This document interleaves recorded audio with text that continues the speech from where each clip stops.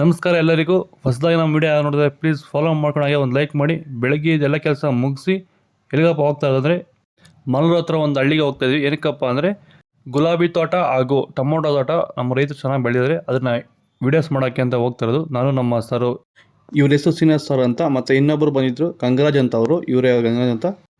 ಅವ್ರನ್ನೂ ಕರ್ಕೊಂಡು ನಾವು ಅಲ್ಲಿಂದ ಹೋಗಿದ್ದು ಅಗ್ರಾಮ್ ಮೇಲೆ ಒಂದು ಹಳ್ಳಿಗೆ ಹೋಗಿದ್ದು.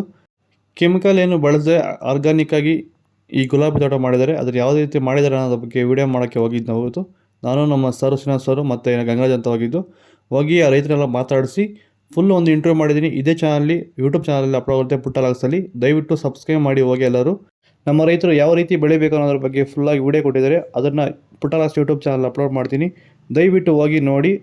ಅದೆಲ್ಲ ಮುಗಿದ್ಮೇಲೆ ನಮ್ಮ ರೈತರು ಮನೆ ಕರ್ಕೊಂಡೋಗಿ ಮಿಕ್ಚರು ಟೀ ಎಲ್ಲ ಕೊಟ್ಟು ನಮ್ಮನ್ನು ಕಳಿಸ್ಕೊಟ್ಟು ನಾವು ಅಲ್ಲಿಂದ ಹೋಗೋಷ್ಟರಲ್ಲಿ ಟೈಮು 3 ಗಂಟೆ ಆಗಿತ್ತು, ಊಟ ಸಮಯ ಆಗಿತ್ತು. ಹೋಗಿ ಹೋಟ್ಲಲ್ಲಿ ಊಟ ಮಾಡಿಕೊಂಡು ಬೇಗ ಮತ್ತು ಸಂಜೆ ಇನ್ನೊಂದು ಟೊಮೊಟೊ ವಿಡಿಯೋ ಮಾಡಬೇಕಾಗಿತ್ತು, ಅಲ್ಲಿ ಹೋಗಿದ್ವಿ.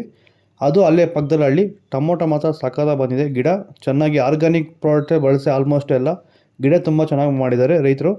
ಅದನ್ನು ಕೂಡ ನೀಟಾಗಿ ಯಾವ ರೀತಿ ಬಳಸಿದ್ರೆ ಯಾವ ರೀತಿ ಮಾಡಿದ್ರೆ ಅನ್ನೋದ್ರ ಬಗ್ಗೆ ಎಲ್ಲ ಫುಲ್ಲಾಗಿ ವಿಡಿಯೋ ಮಾಡಿಕೊಂಡು ಲಾಂಗ್ ವಿಡಿಯೋ ಪುಟ್ಟಲಾಗ್ಸ್ ಯೂಟ್ಯೂಬ್ ಚಾನಲ್ ಅಪ್ಲೋಡ್ ಮಾಡ್ತೀನಿ, ಹೋಗಿ ದಯವಿಟ್ಟು ಸಬ್ಸ್ಕ್ರೈಬ್ ಮಾಡ್ಕೊಳ್ಳಿ.